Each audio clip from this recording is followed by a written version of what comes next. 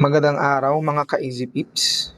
So today, ang i-discuss natin ay kung paano mag-set up ng pending orders gamit ang inyong desktop, Mac application, or pati din sa laptop ninyo. So once nag-download kayo ng MetaTrader 4 at kayo ay naka-login na, pwede kayong mag-set up ng pending orders. So meron kasi tayong two types of orders. We have so-called market execution wherein kapag kayo ay gustong mag-buy and sell, dito lang ang pipindutin ninyo at ang gitna is the lot size.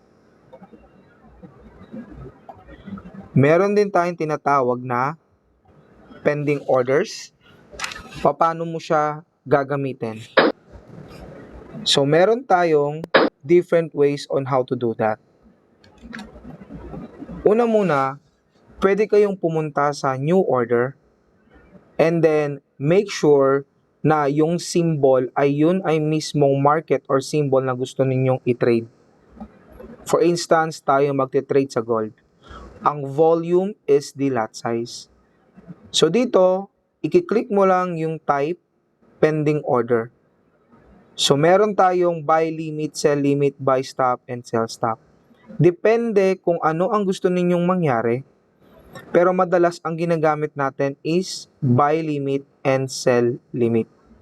So paano ba siya gawin in a easiest manner? So explain lang natin. Kung magba-buy limit ka, for instance, nandito ang active price, you are expecting the market will go down at dito sa presyo na to, bigla siyang mag-reverse. Kaya pwede kang mag-put ng buy limit dito. While on the other hand, you are expecting na yung market ay tumataas. And then pagdating sa presyo na to, dyan mo ini-expect na bababa yung price. Kaya ikaw ay maglalagay ng sell limit.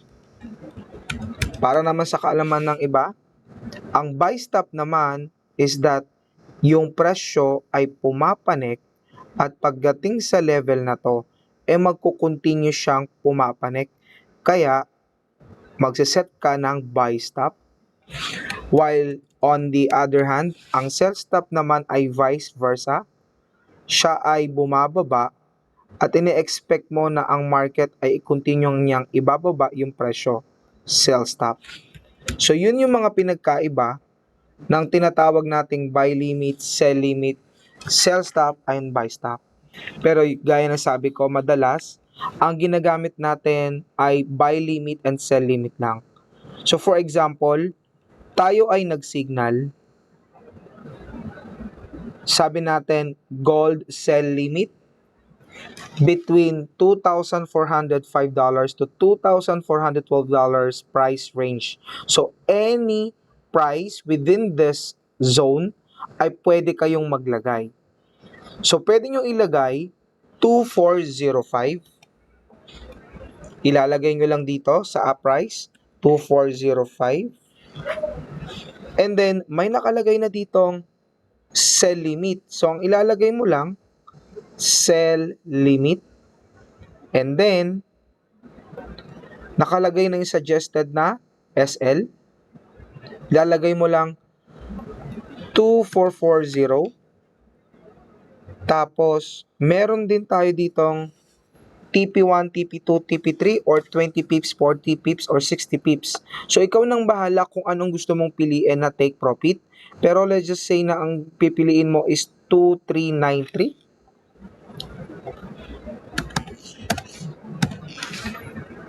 Click mo lang yung place. At siyempre, yung lot size ay naaayon yan doon sa iyong account. So let's just say you just have a small account of $100. You may wanna go ahead and use 0.01 muna sa una. Click mo lang is place. Ibalik lang natin to. 2405. Then click ko lang place. So kung makikita nyo, naka-activate na yung sell limit TP at SL.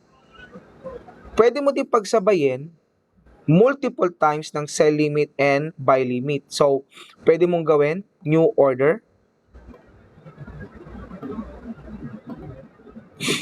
Lagay mo dito, sabi dito, buy limit 2378. So, gagawin mo,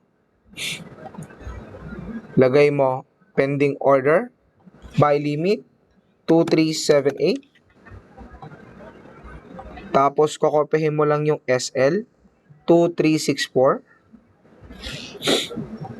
2364. Tapos, kokopihin mo lang yung TP, mamimili ka na lang, 2392. TP1, 2392. And click mo lang yung place. So, makikita mo, nakaset na siya. Ang iba, natatakot gawin ito kasi akala nila, mag-activate na ito or may mangyayari ng paggalaw sa kanilang account. Pero, hanggat hindi pa napupuntahan ng price, itong mga to, walang mangyayari sa account. Example, ito po. Tanggalin lang natin to. So, ito ang kanyang active price. Pag ito, pumalo yan dito, ma-activate yan. Pag ito naman, pumalo yan sa taas, ma-activate yan.